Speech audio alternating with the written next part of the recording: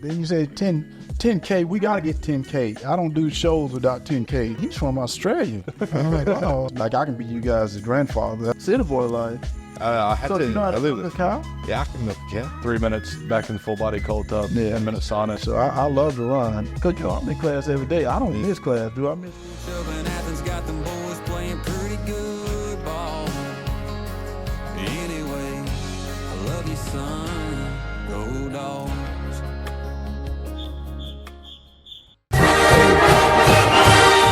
All right, guys, welcome back for another episode of Real Talk. Happy to be here again. Thanks for tuning in. If anyone could like, subscribe, and comment again, anything they have or any questions coming up, any other guest ideas, then throw them our way. We also have good news. I think we're going to have a little signed helmet, is it, coming the way of the viewers once we hit 10K subscribers on YouTube. So if anyone else wants to jump on and give themselves a chance to win a nice little helmet that's signed by a few of us, then jump on. But more importantly, we've got a very exciting guest this week, Tate, Herschel Walker.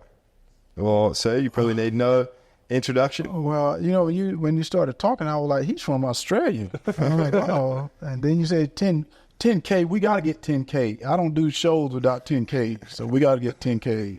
We did. Yeah. If you got to appeal for us, he can come on anytime. No. Wow. Done more than Tate in any other intro we've done this year. Yes. So who's the talker on the show? I'd say both of us are. Yes. We both. I usually take us off script a little bit. We usually try to stay on track, and Yes. I'm usually the one that gets us off track, and then we just start talking and talking. There we go. But I think we both do a pretty good job of going back and forth with each other. Yeah, so who's the knowledge guy and who's the jokester? I don't know if we have a knowledge guy. Really no knowledge. Oh, okay. No knowledge, no brains going on here. I think that's... It's a bunch of jokes. It probably helps us. I think if we had brains, Oh. I know apparently some people find us funny, so... Well, just... tell you what, you're going to get 10K because if you don't have 10K, you are not that funny. So now we're getting 10K, and that's the only reason I came on the show, to get the numbers up. So let's get these numbers going, guys. Call your friends, call your family, call your best friend. Even though if you don't like him, call him. Well, you heard it here first. Now, you're back in Athens, obviously. You're cruising around. Saw you walking Village the other day. Yes. Give you the honk on the car. So you're also taking classes. How's that? I am. You know, he gave me a honk on the car, but he just stopped to pick me up to give me a ride. It was like, wait. But, I did. I decided to come back to college. You know, it is strange. I want you guys to know that Georgia if you're on scholarship, you have a scholarship for life. A lot of people don't know that about Georgia, but you're on scholarship for life. And I've been very fortunate in the business world and the athletic world. I've been very fortunate, and I give out scholarships. I was giving out all these scholarships, and I was sitting there thinking, and I said, I promised my parents I was going to get my degree, and I really didn't do it. And I decided that I start taking some classes online, and I decided I better come back to campus, and I've really been enjoying it. I got a chance to meet, we met and stuff, and I was like, he's from Australia. And then I started, I'm taking that up in class. That was a young lady we did a Zoom call, and she heard him speaking. That's the first thing she said, you're from Australia. And from then on, she didn't know what the class was going on. The only thing she talked about him being from Australia. I'm like, I knew that when I first met him. We were doing focus groups, yeah. I asked that first question, and then I was meant to ask her a question, but she would ask me where I was from and if I was from Australia, and she'd just been there. So she wanted to talk about Australia, not our focus question. So we got nothing done in the class all the time. Yeah, there were no notes on the class, but... Yes. But, being back here at school has been wonderful because, and I would say this, I've learned some things, I have a successful business, but my viewpoints on certain things have sort of changed a little bit, and I understand things a little bit better, I think. When I came out, I think what was so difficult, you're talking about me coming to class, like I can be you guys' grandfather. That's what's so funny, not to be mean, but when I came, they didn't have computers. They didn't have anything. You had to type a paper. And I'm coming back where now you have computers and ELC, and I'm trying to learn all this stuff. And And, it's sort of like when they put stuff on ELC, it's like hide and seek. You have to go try to find it. And That's how it is for us too. I thought they was just testing me because I'm like, what? This is like, why don't they put it out there so you can see it and get it done? But you got to go find it. And if you don't find it, they say, oh, you got that wrong. And I'm like, man, so I'm up all night trying to find stuff.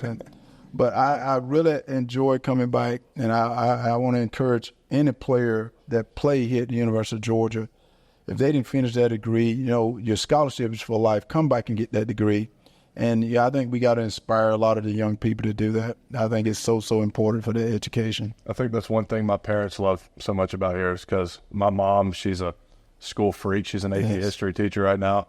And I think her hearing that we could come back at any point in time in our life and come get back and get our degree meant a lot, because there's a lot of players that go on to play ball or do other things and don't finish their degree, but to know that you can come back whenever you want and finish it, I think that was a big thing for her to hear. No, and my mom, and she's 86, and she was here during the spring game. And she said, I'm so proud of you that you're going to finish your degree. And, you don't think about it. I went off, I played for 15 years of pro ball. And like I said, I got a successful business. But how the coaches keep saying, finish the drill, finish the drill, finish the drill. And to be honest, there was always something back there that sort of like I didn't finish. And I think that was it, was my degree. And, I'm hoping it'll be out this December.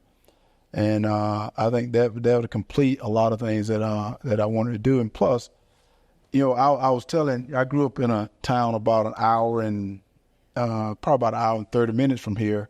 I was telling some of the little kids, I said, guys, probably none of you in here are going to be in the NFL. You guys are a little too little, y'all too small. Probably none of you going to be in the NBA. Y'all not tall enough. You're not tall. Probably not going to rap or be a singer because you sound like me and stuff. And I said, but, you can get an education. We can get an education, and just in case you accomplish those things in the NFL, NBA, or be a singer, you're going to have longevity. Because I realize that just because you make money doesn't mean that it's going to give you longevity. And I think people got to realize that. And plus, you got to give back. I think we owe it to the University of Georgia and to a lot of the students here, having I hate to say it's an easy ride, but it's a little bit easier than some of the students. Because I didn't know that they had a homeless student population here at the University of Georgia. I had a chance to come here and, I had a great time here. And all of a sudden I found out that there are students here that are homeless, trying to get that degree, and they don't have a place to live. And, and I said, with people like ourselves who get a scholarship, do we not owe it to them to go out and get that scholarship and maybe give back to them to try to help them to get through? Because maybe they can give back, and that's what it's all about. I don't think I do that either. Well, I didn't. I was here for like 40-some years ago, and I found out. And I remember listening to Dr. Mormon, and then I was listening to Dr. Scoba, and they said that there's a student homeless population. First, they said there was a homeless population, and I knew Athens was big with the homeless population because I've been trying to help them as well. But they said, no, we're talking about students, homeless population, where students don't have a place to live. And I went, whoa. I was like, man, how in the world can you go to class if you don't have a place to stay, to lay your head at night? How can you do your homework? I'm writing more papers than I've written my whole entire life. That was one of the things I was like, why do I write so many papers? But how can students like that even do anything? So Julie and I, we decided we wanted to go and talk to the people down there, and we talked to them and found out that, and I want to get involved to help them. And I want to get athletes involved. I said, I think we owe it to students to try to help students. If you had a chance to make it out and get out into the world to make some money, give back, and that's what it's been all about to me. I agree. I think that's also pretty important. Like you said, we do owe it here to the university, just because I feel like a lot of people that go here wouldn't have that success without the University of Georgia. Yes. I think, like taking for granted.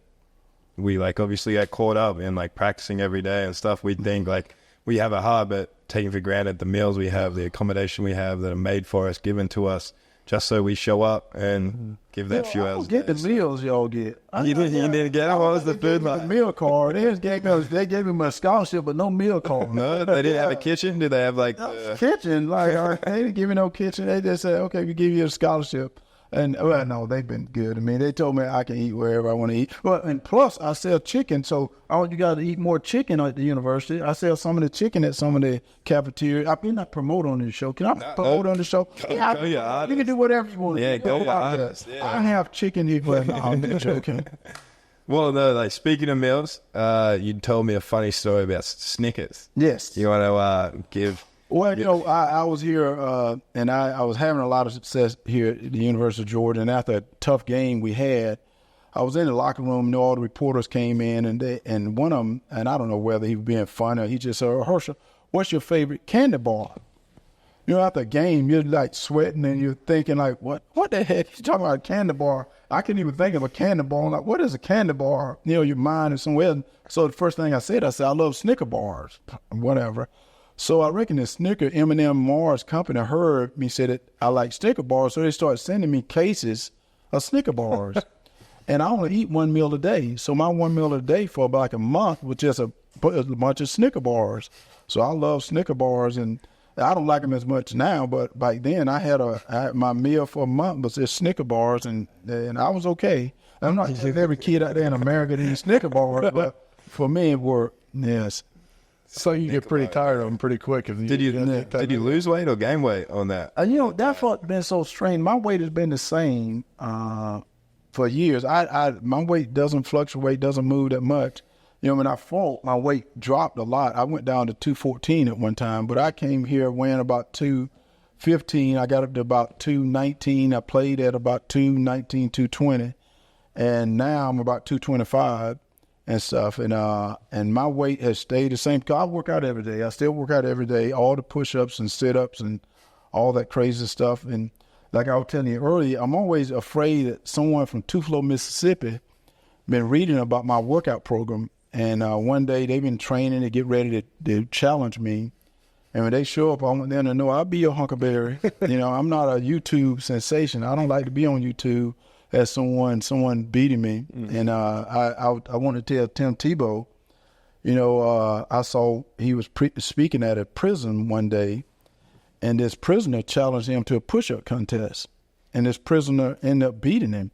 And I said, see, Tim, that's a problem there, because now everybody gonna want to challenge you. And I said, you should have studied your opponent, you know, just like you look at film. First of all, he's in prison. What do you have to do all day? Push-ups. I said, so he's been training. I said, and so what he did, he waited till you got there, because I guarantee you they announced you were coming. So he been training this whole time to get ready for you. And he thought he'd catch you off guard. So I don't want nobody to catch me off guard. So when they challenge me, I always let them know I'll be ready. I'll be your Huckleberry. Because I said, I'm just not going to be your guinea pig or something. So you can, I'll be one of the, what do they call it, the video where they show you on TikTok. Oh, I beat him or something. Oh, I can't promote TikTok. I don't even like it. So I shouldn't say that either. I play on. You're fine. We got. Well, you look like you still have a few carries in you. No, well, somebody asked me that today, and I will be honest. I said, guys, I probably have a few carries, just a few, like one or two. I think in today's game has changed so much, and that's why I try to tell everyone. You know that y'all gotten so much bigger. Look at a punter. He's a punter. I'm like, wait a minute, what's going on here? And I said, the game has totally changed. And, you know, and guys in my day can, oh, yeah, I can play back then. Yeah, you can play a little bit, but that's about it. You know, guys have gotten bigger. They've gotten faster. Their training is totally different. And I know that, you know, and that's one of the things I tell everyone, you know, I can do my thing and what I can do, but whether you can play a whole game is very difficult. You know that. It's a very physical game now. And guys are bigger, they're faster, and it's a totally different game. How big was y'all's offensive line when you were here? I think the biggest guy on our offensive line may have been Tim Morrison at 280. Jeez. 280 something too. Yeah, he's about 280. Nat Hudson, Tim Morrison and stuff. And, you know, in high school, I remember my offensive line, I had a guy that I think Fred Jackson weighed 235. And I had a guard, my pulling guard, was 145 pounds. Twisted steel and sex appeal. That's all he was. He can pull around that corner, and he was my pulling guard, but he was 145 pounds and stuff. But his name was Willie Jenkins. I still remember him. But I tell you, he was a tough little dude and stuff. But I'm 45. That's crazy to hear, because our smallest guy on our offensive line is 300. Well, that's what I'm saying. Now, if you're not 300 pounds, they like move you to a linebacker. Like, oh, he's a linebacker. Put him on that. He's 280. Oh, linebacker. He's a middlebacker. But that's what I say. The game has changed. And, when I stand among you guys, I can just see it. That you guys, I'm like, where do y'all come from at size like this? It's big, and I was out in Texas doing some things, and I was at one of the high schools. That whole offensive line was over 300 pounds. And I'm like, whoa, this is high school. Mm-hmm. There. And I'm like, man, that's Texas. Those big Texas high schools, they look like college days. Yeah, it does. And I'm over in the Vaquero area in South Lake, Carroll. They average, that stadium seats like almost 60,000 people, I think. And you go like, that's a high school game, and it's sold out. You can't even get a ticket.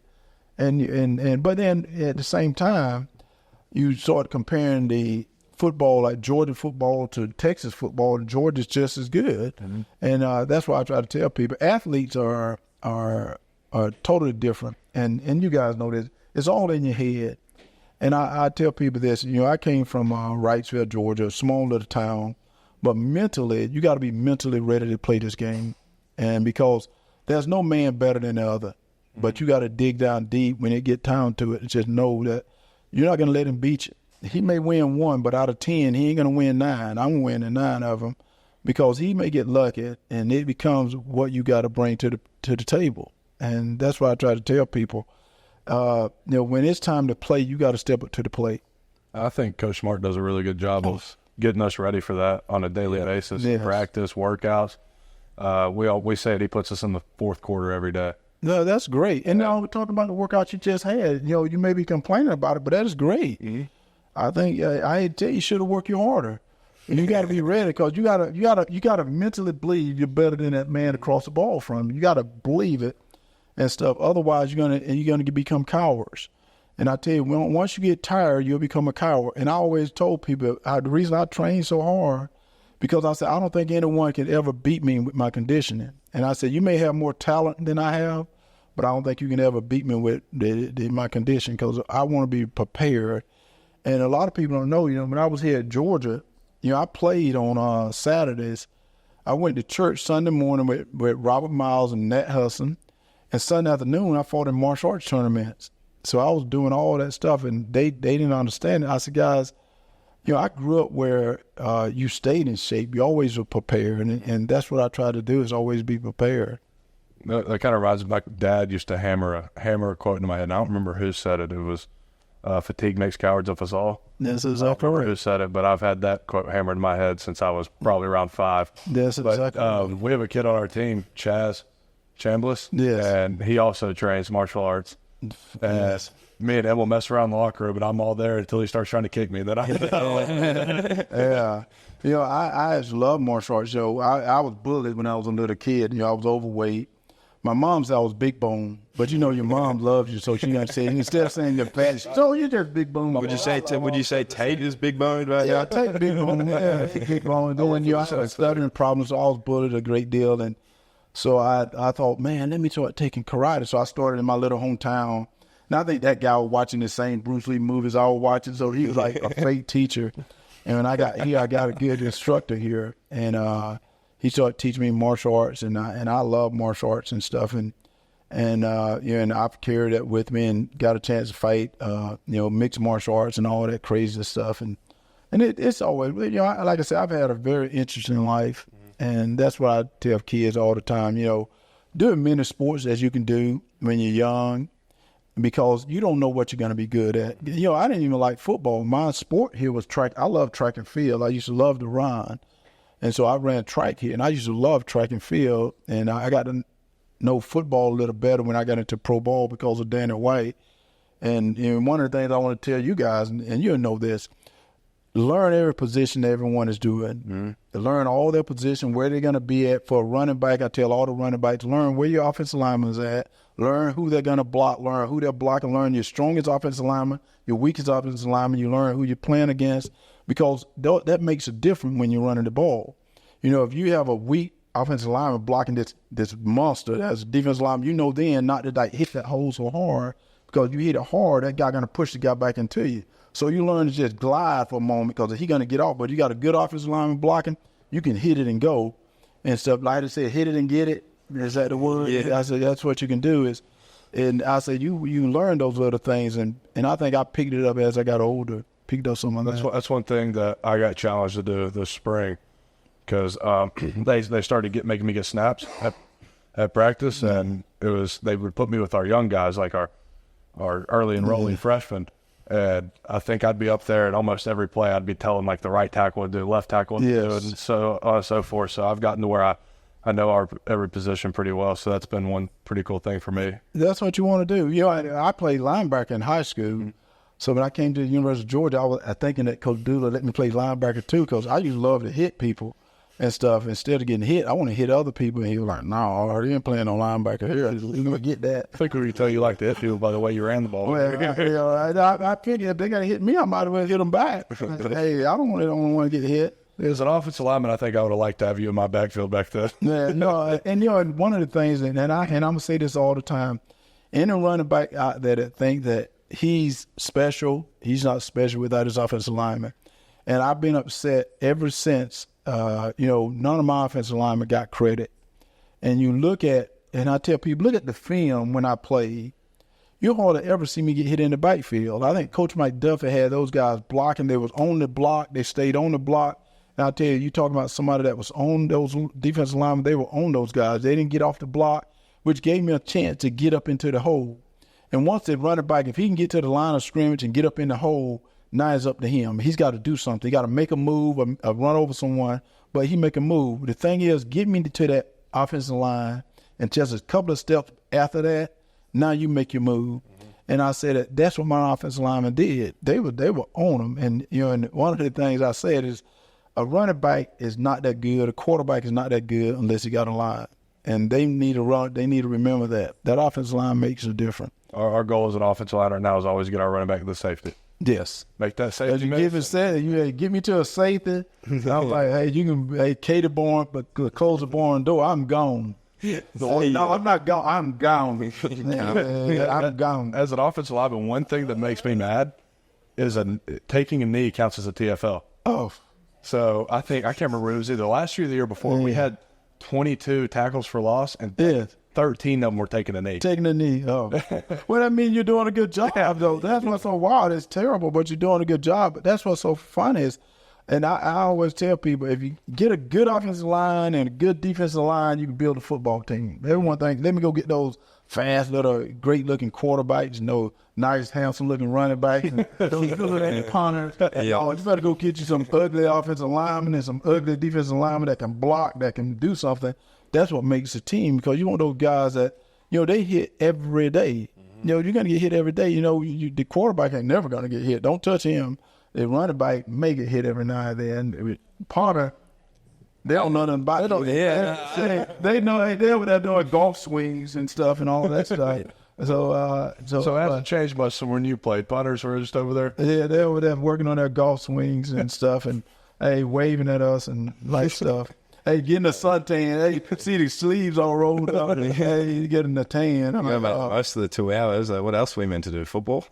Oh, I thought y'all play football every now and then. Well, they don't even hold the pads. Like, they can hold the pads and stuff. Get our fingers cool. I think one day, practice, you should come play a 3-tech during inside run period.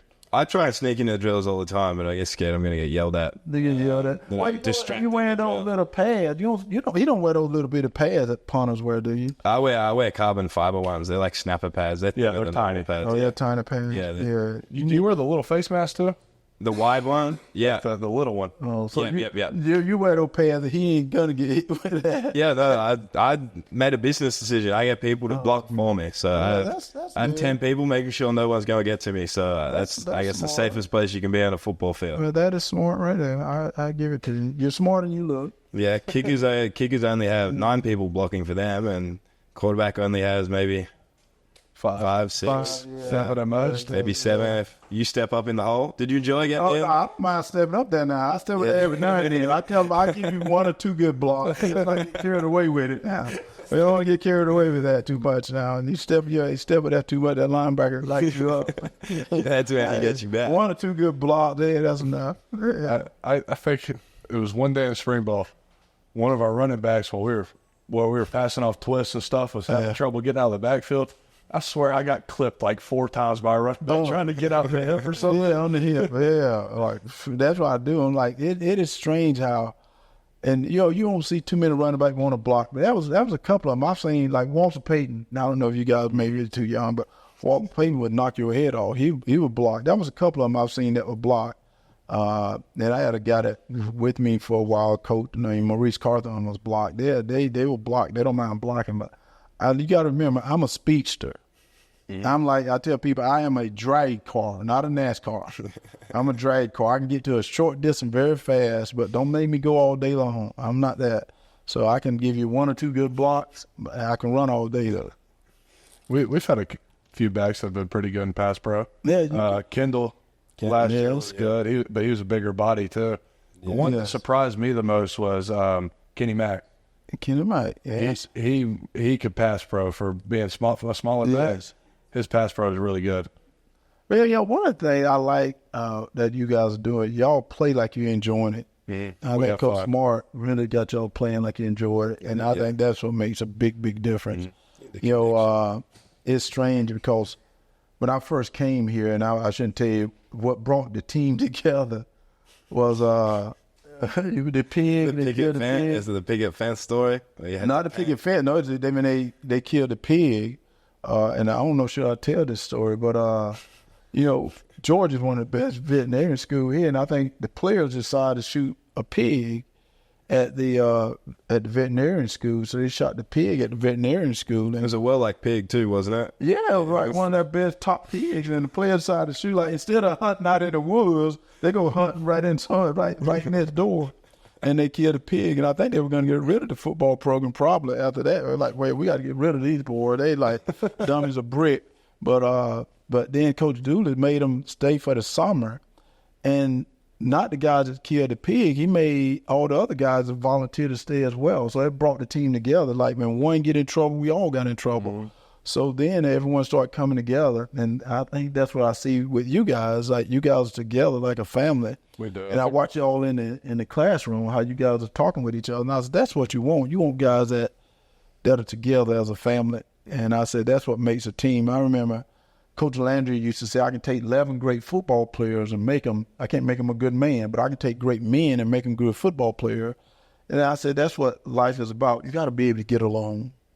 When you're able to get along, you can go out and accomplish some great things. We have a really close team. I mean, we have a couple disagreements, as it is going to be when you have 128 men around each other all the time. But for the majority, we have a really close team, and I don't think there's anybody on our team that I'm just like I don't like them. Yes. And then I think Brett can probably agree with this, that our offensive line, we're like this. We're all a bunch of best friends. Like we're always together, running around together, doing stuff.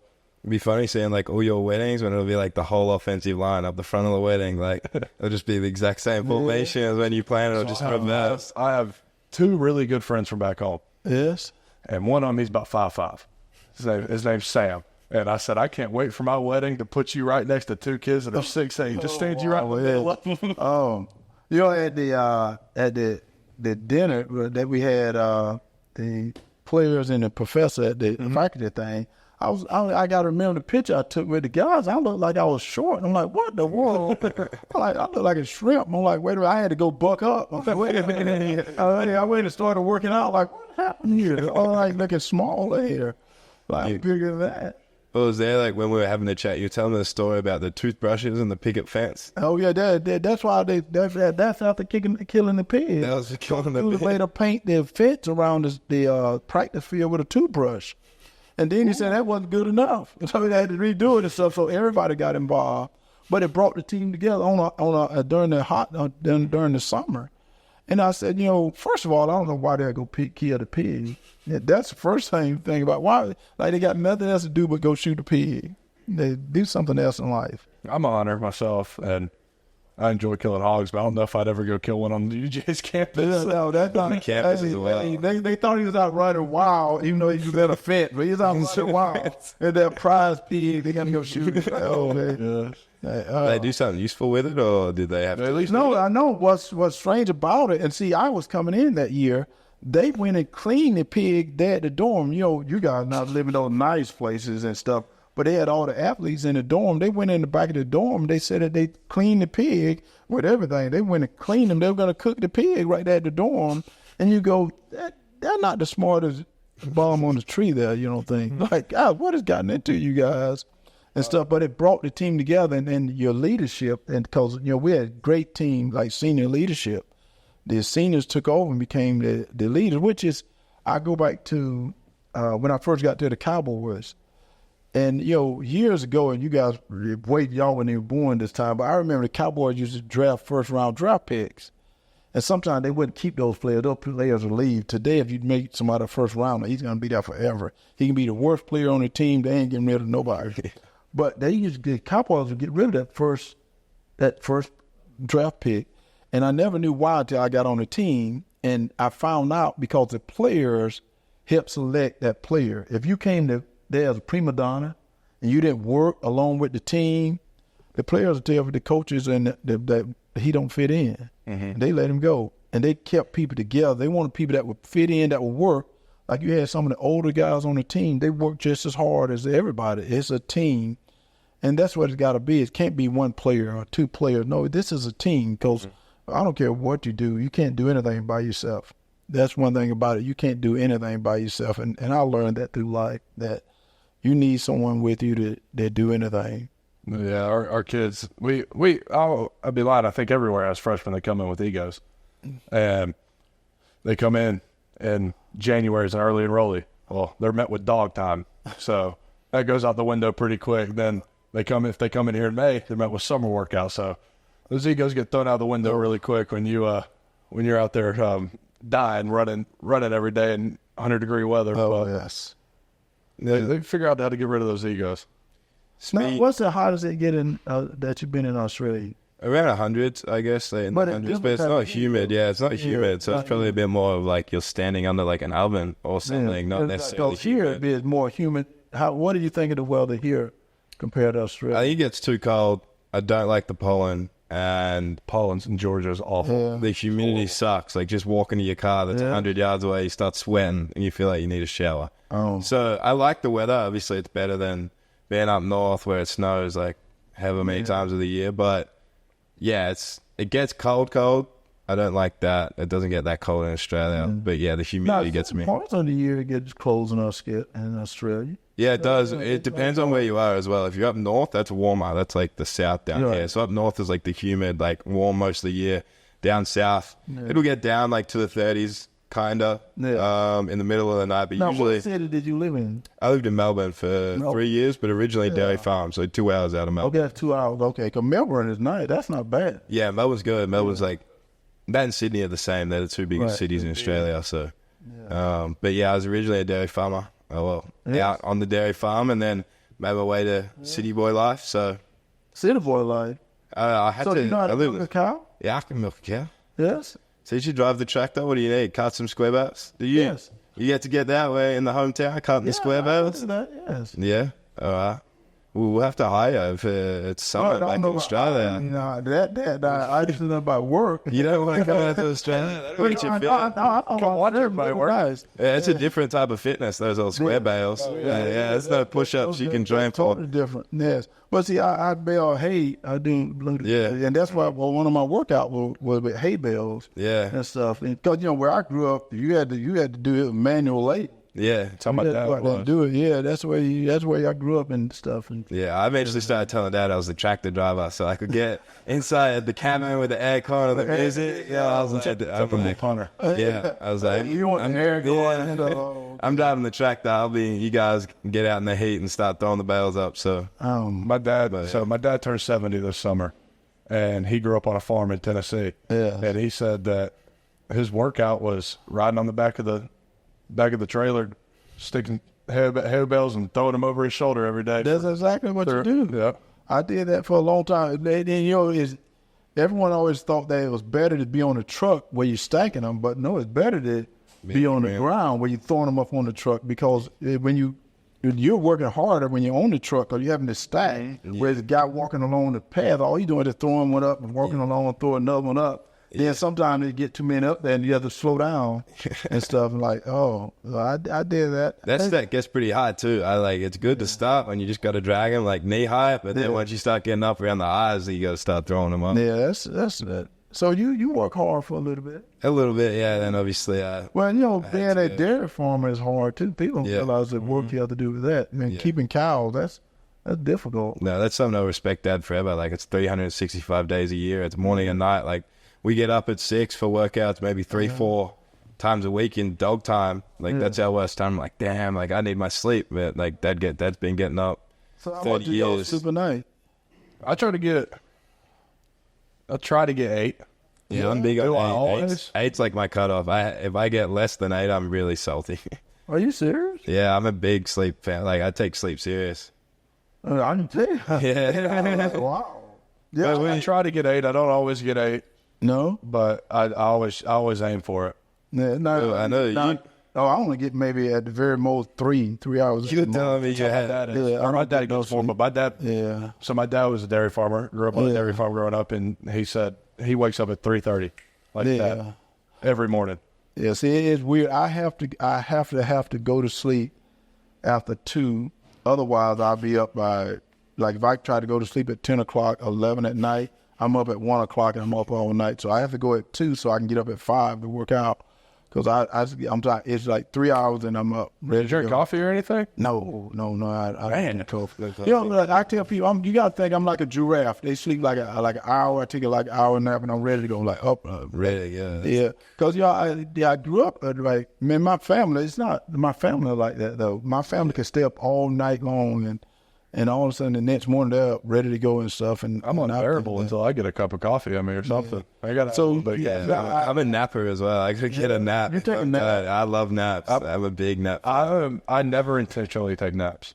Yeah. It's always like you don't intentionally take them. You just fall asleep. No, like 30 minutes ago, I'm sitting in the recliner watching. I think it was like the Paul Feinbaum show.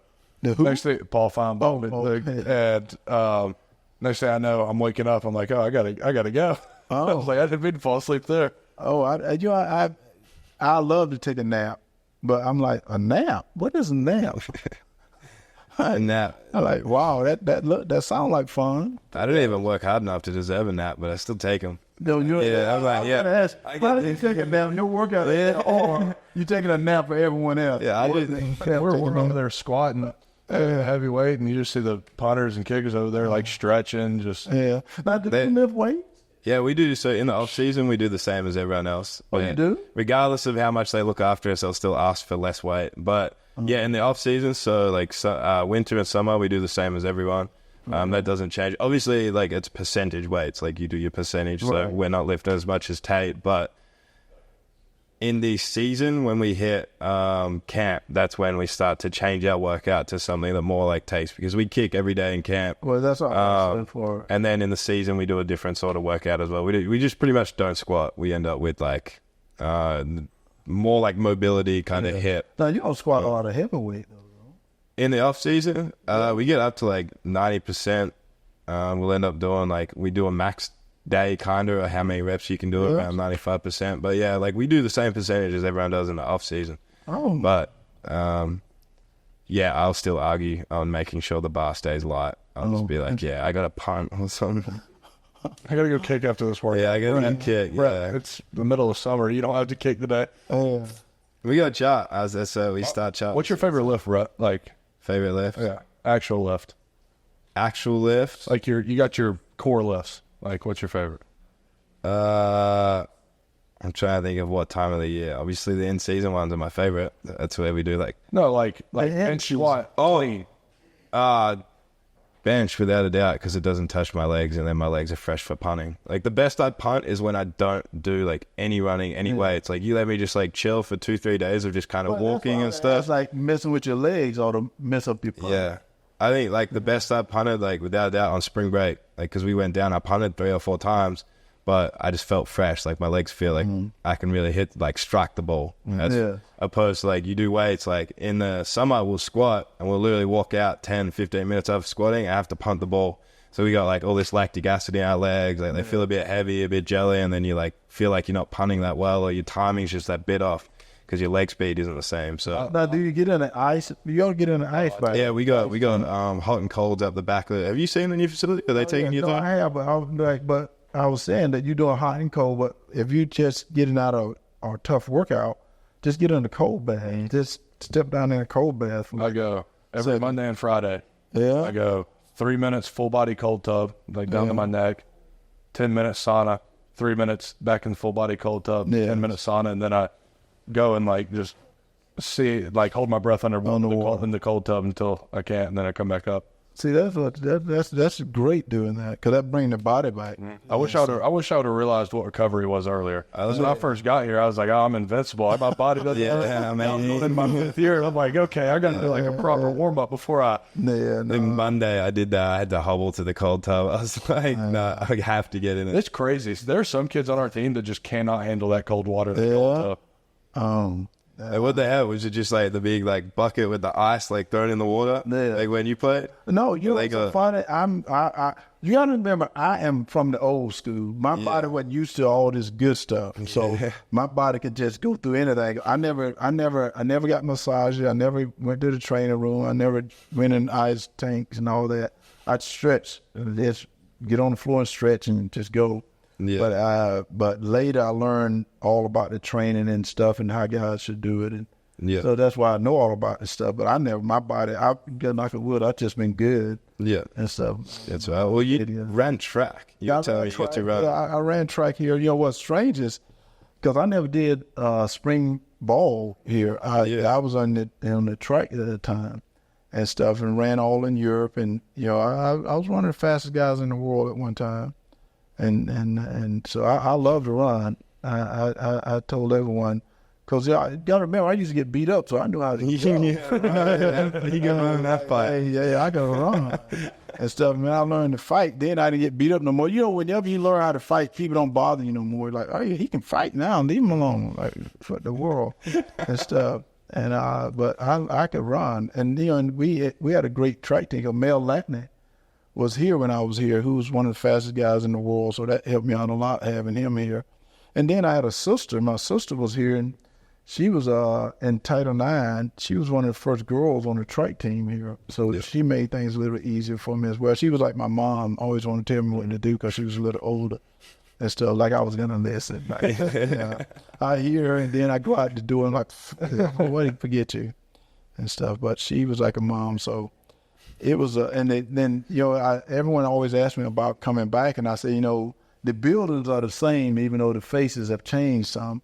And going to class, like going to classes, because it's just like it's different. When you with so many younger people, you realize just how much how old I am. Like, whoa!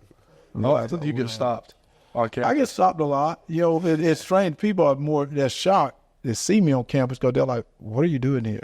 and stuff. And like, what was something that was really funny, because I'm in class every day. I don't miss class. Do I miss class? Nah, you been there. You may miss one or two. Brett. No,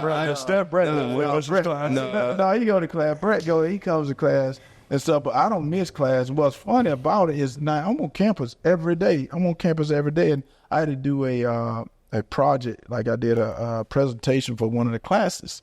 So I decided I was going to put a suit coat on and dress up a little bit, and I walked across campus, and I got all the buses and everybody waving at me and stuff, and I'm waving and stuff, and I even had a Corey over the athletic office said, "Hey, Herschel Walker is on campus like that," and he was like, "Herschel's always on campus," but because I dressed up, people knew it was me. Yeah. And I started thinking, do I not look cool, like looking like this? Because I'm on campus every day, I'm in class every day.